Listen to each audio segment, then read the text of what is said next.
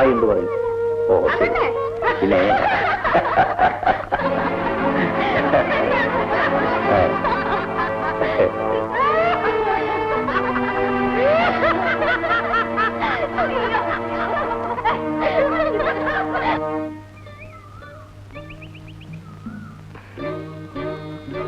കുമ്പാരി, ഈ വേഷമൊക്കെ ഒന്ന് മാറ്റണ്ടേ?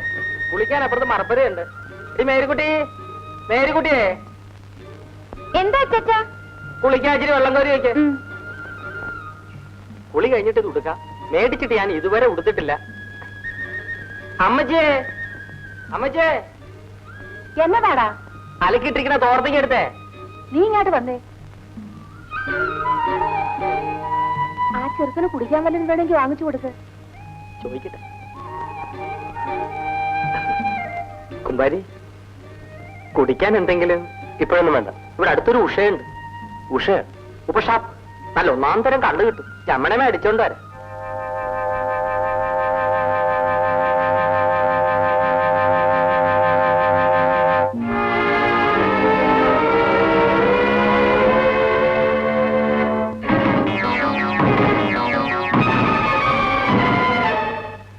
വേണ്ട ജോസ്, വേണ്ട. ഞാനിനി ഒരിക്കലും കുടിക്കില്ല. ഞാനും അങ്ങനൊന്നും കുടിക്കത്തില്ല. പിന്നെ പണി കഴിഞ്ഞ് വരുമ്പോ 2 ഗ്ലാസ് അടിക്കും. കുടി ചിലപ്പം നമ്മുടെ ജീവിതം തകർത്തുന്ന വരും ജോസെ. വെള്ളം ചൂടാക്കണോ അച്ചാച്ച? കുമ്പാരി ചൂടുവെള്ളത്തിലാണോ കുളിക്കണേ? അല്ല. വേണ്ട.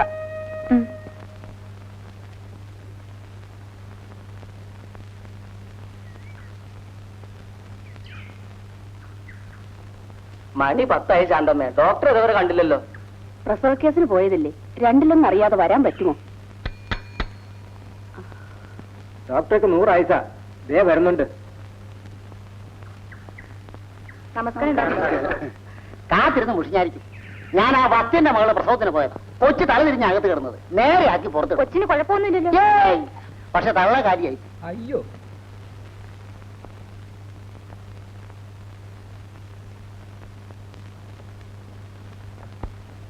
എല്ലാവരെയും ചീട്ടെടുത്തിട്ടുണ്ടോ ശാന്തമ്മേ? ഉണ്ട്. ആ പെങ്കൊച്ചേതാ? ഇവിടെ പുതിയതായിട്ട് വന്നാ തോന്നുന്നേ. അവരെ ആദ്യം വിളി. തങ്കമ്മ,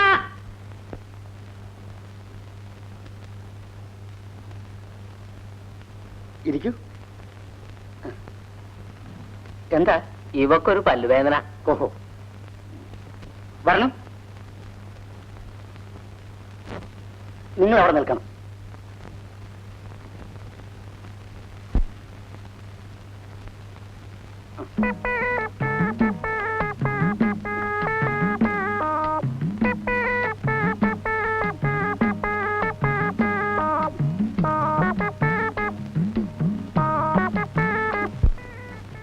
ശാന്തമ്മേ, ഇഞ്ചക്ഷൻ തയ്യാറാക്കും. ശരി. മമ്മൂക്കാക്ക് ചമ്പക്കച്ചോടാ. താമസം കുറെ ദൂരെ ആണേലും ഇവിടെ കൂടെ ഉണ്ട്. ഇവിടെ നടക്കുന്ന എല്ലാ നല്ല കാര്യത്തിനും മമ്മൂക്ക മുമ്പക്കാ. ഞമ്മളെ വാപ്പ ആദ്യം ഇവിടെ കച്ചവടത്തിന് വന്നപ്പോ ഈ ജോസിന്റെയും ജോയിന്റെ ഒക്കെ അപ്പന്മാരാണ് വാപ്പയെ സഹായിച്ചത്. നമുക്കത് മറക്കാൻ നോക്കുക. ആട്ടെ, ബാബു സാറിന്റെ വീട് എവിടെയാന്ന് പറഞ്ഞില്ലല്ലോ?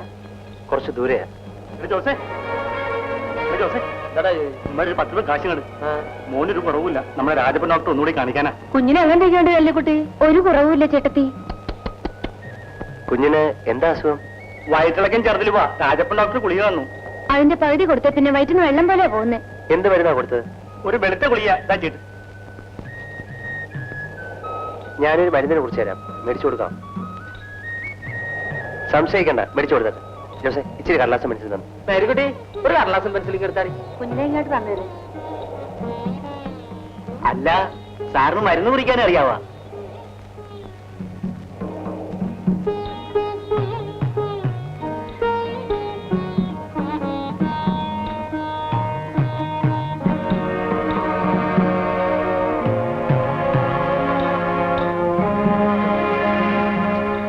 ഈ മരുന്ന് വാങ്ങി 1/2 ഗുളിക വീതം 3 നേരം കൊടുക്കും.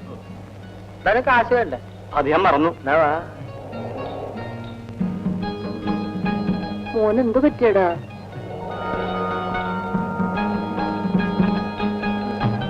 കുമാര് തന്റെ കൂട്ടുകാരൻ കുറിച്ച് മരുന്ന് മേടിച്ചു കൊടുക്കാവാ. കണ്ടിട്ട് ഏതാണ്ടൊക്കെ അറിയാവുന്ന ആളല്ല തോന്നണേ. ചിലപ്പോ ഏതെങ്കിലും മരുന്ന് ഷാപ്പിൽ എടുത്തു കൊടുക്കാൻ ആളായിരിക്കാം. പണ്ടം കണ്ട് കഴുകി കിട്ടാൻ നിന്ന രാജപ്പൻ ഡോക്ടറുടെ മരുന്ന് കൊടുക്കാമെങ്കിൽ ഇതൊന്ന് കൊടുത്തു നോക്ക്. ആ കൊടുത്തു നോക്കാം. ആ നെല്ലിക്കുട്ടി, നീ വീട്ടിലേക്ക് പോയിക്കോ, ഞാനിപ്പോ വന്നേക്കാം. അവളിവിടെ നിൽക്കട്ടെ, നീ മരുന്ന് മേടിച്ചോണ്ട് വാ. നീ വാടി. ഒരു മേലിക്കോട്ടെ, ഇപ്പൊ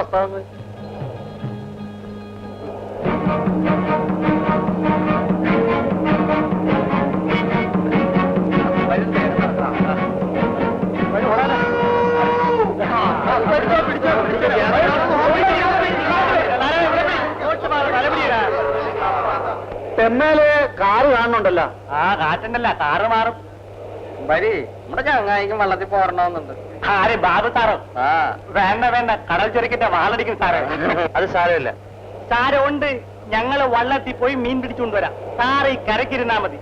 എന്റെ കുഞ്ഞുമോനെ വന്നതുപോലെ ആർക്കെങ്കിലും ദണ്ണം വരികയാണെങ്കിൽ നോക്കാൻ ഒരാള് വേണമല്ല. കുഞ്ഞിനെങ്ങനെയുണ്ട്? സാറിന്റെ ഒറ്റ നേരത്തെ മരുന്ന് കൊടുത്തപ്പോഴേ സൂക്കേട് പോയി. സത്യം പറയാലോ, സാറ് മരുന്നിനെ കുറിച്ച് ചെന്നപ്പം എനിക്ക് ഇച്ചിരി സംശയം ഉണ്ടായിരുന്നു. സാറിന് ചികിത്സിക്കാൻ അറിയാമോ? ആ ഇപ്പൊ മനസ്സിലായില്ലേ, സാറിന് ചികിത്സിക്കാൻ അറിയാമെന്ന്. കൊള്ളാം. സാറില്ലായിരുന്നെങ്കിൽ എന്റെ കുഞ്ഞുമോനെ മെഡിക്കലിൽ കൊണ്ടുപോയി വന്നേനെ. സാറേ, നമ്മുടെ വയറ്റിന് ഇവിടെ ആയിട്ട് ചിലപ്പോൾ വേദന, ഒത്തിരി മരുന്ന് കഴിച്ചതാ. ഒന്ന് നോക്കിയാട്ടെ. എത്ര ആളായി തുടങ്ങിയിട്ട്? കുറച്ചു നാളായി. ഇവിടാണോ? കുറച്ച് താപ്പോട്ട്. ആ അവിടെ. ഇതെന്താ മമ്മൂക്ക, കടാപ്പുറം ആശുപത്രിയാക്കാൻ പോവാണാ? ഈ കടപ്പുറത്ത് നമുക്ക് നല്ലൊരു ആശുപത്രി ഉണ്ടാക്കാൻ പറ്റൂ. കാശും ചക്രവും പെരുത്തില്ലെങ്കിലും നമുക്കെല്ലാം പടച്ചോൻ തന്ന നല്ലൊരു മനസ്സില്ലേ? നമ്മളെല്ലാം ഒത്തുകൂടിയാ ഒന്നാമതൊരു ആശുപത്രി ബാബു സാറിന് ഉണ്ടാക്കി കൊടുക്കാം. മതി, പല വലക്ക് വെച്ച് പിടിച്ചോ പിടിച്ചോ.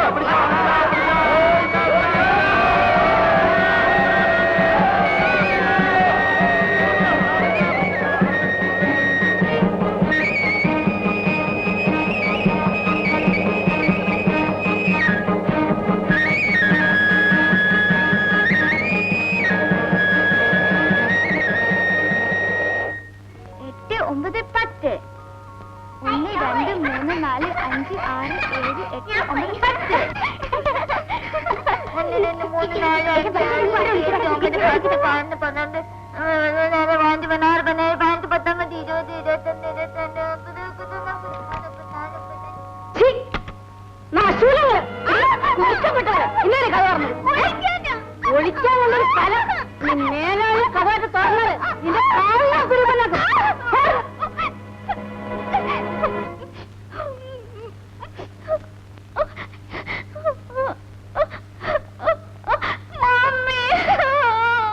എന്താ മോളെ, എന്തിനാ കരയുന്നേ? പറയൂ, എന്തുണ്ടായി? ഞാൻ കളിക്കാൻ ഓഫീസ് മുറി കയറിയപ്പോ ഉഷാന്റെ അമ്മ എന്നെ ഇവിടെ പിടിച്ച് പിച്ചി. താഴത്ത് നടക്കുന്ന വല്ലതും കൊച്ചം പറയുന്നുണ്ട്, പുറത്തു പറയാൻ കൊള്ളില്ല. ആ പെണ്ണും പിള്ളേ മകളും വന്നു കയറി അന്ന് തുടങ്ങിയതേ കുഞ്ഞുങ്ങളുടെ കാലക്കേട്. ഇതിങ്ങനെ വിട്ടാ പറ്റില്ല കുഞ്ഞെ. ഇല്ല, ഇതിങ്ങനെ വിട്ടാ പറ്റില്ല.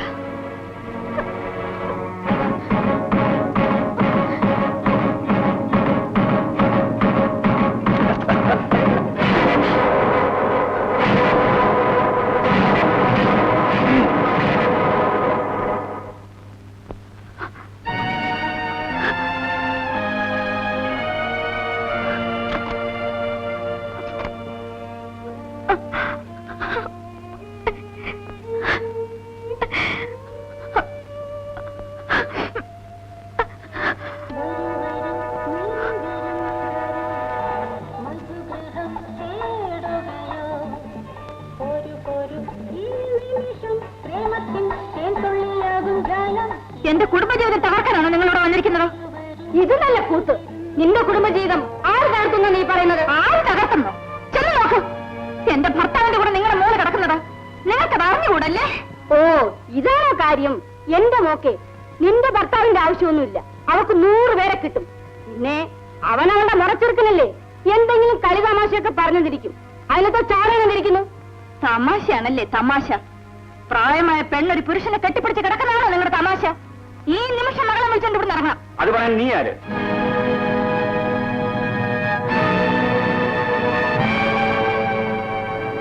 ഇവരോട് ഇവിടെ ഇറങ്ങിപ്പോകാൻ പറയാൻ നീ ആരാണെന്നാ ചോദിച്ചത്? നിങ്ങളുടെ ഭാര്യ. ഭാര്യ? ആ വാക്ക് പറയാൻ നിനക്ക് അർഹതയുണ്ട്. നിന്റെ ഇഷ്ടം പോലെ നീ നടന്നില്ലേ? എന്റെ ഇഷ്ടത്തിന് ഞാനും ജീവിക്കും. അതെന്റെ കൺമുമ്പിൽ നടക്കില്ല. യു ബ്ലഡി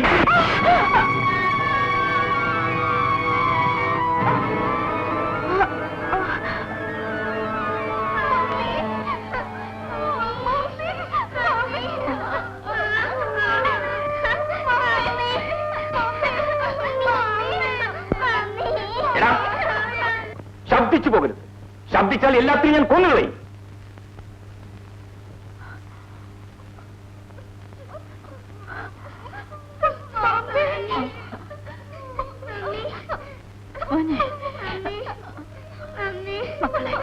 കരയാതെ മോളെ, മോൾ കരയാതെ.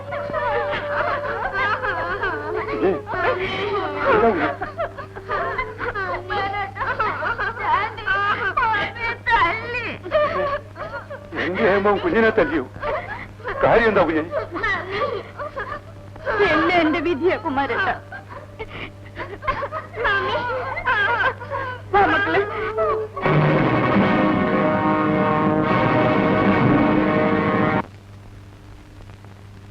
ഏരിക്കുട്ടി, ദേ ബാവുവിന്റെ ഉടുപ്പാ, ഒരു ചെറിയ കീറല്.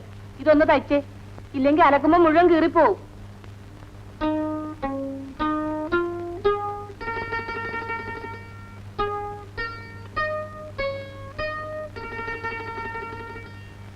മേരിക്കുട്ടി, എന്റെ ഷർട്ട് തയ്ക്കണം. നോക്കട്ടെ. അതിനെന്താ, അമ്മച്ചി നാട്ടുകാരൊക്കെ അറിഞ്ഞ എന്നെ കെട്ട